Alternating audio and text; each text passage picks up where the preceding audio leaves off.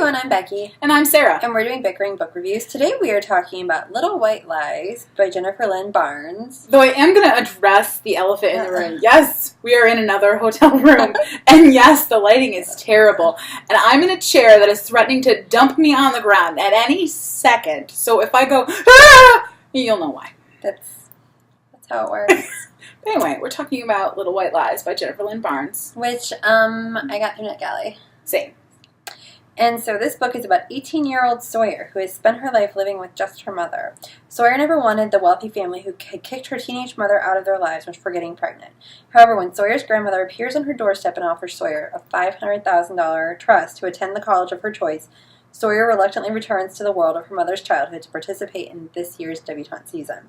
If Sawyer can fulfill her grandmother's demands, her life will be changed and she may finally solve the mystery of who her father is. I'm just thinking, I would do a lot of things for $500,000. Yes. Like, a lot. Yes. And dressing up in a dress, definitely one of those things. Right. Well, and this book was, it was so funny. I really enjoyed this. I thought it was funny. It was fast. I love Jennifer Lynn Barnes. Absolutely love her books. So, I loved the Fixer series, and I'm very, very sad that they're not making any more. I tried the one about the profiler kids. I love the Naturals. And I only read the first one, and I had some issues, and that was one of those that I read the review on Goodreads, and people pointed stuff out, and I was like, oh, yeah, I see that. I accepted the inaccuracies. I'm okay with it. I'm in a good place. I'm not going to go into what the issue with that. That wasn't the issue. Oh, really? I'll tell you later. Okay. But I just, if you want to know, comment. That's true. So, but no, I thought this was funny. I love, a good, Southern, because I have a very Southern roots. I have Southern Alabama roots. And I thought the Southern part was hilarious. I love every time they say, bless your heart. I just loved that. I thought I love that they called them the bless your heart, because at one point the four main characters are in a jail cell and they call them the BHY girls.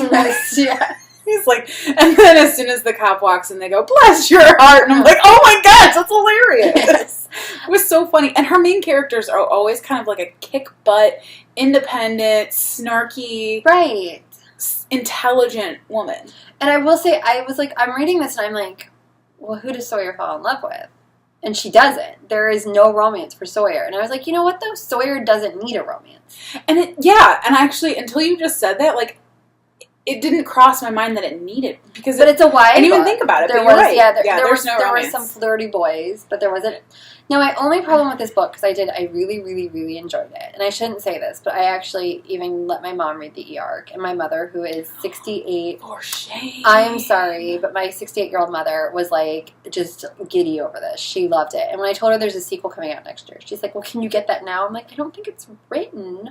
I can't wait for the sequel. It was hilarious. Yeah. I was laughing out loud. I will totally read it. But my only problem with the whole book was, the whole big reveal of, the pregnancy, the teen pregnancy, and the father just didn't feel like it fit, and it didn't feel like it lived up to everything. So it made me go from, this is the greatest book ever, to this is, a great book. And I think that is part of the ending, because the ending was, the very, last sentence was super confusing. I read it 5 times, and I still don't understand it. I can remember what it was.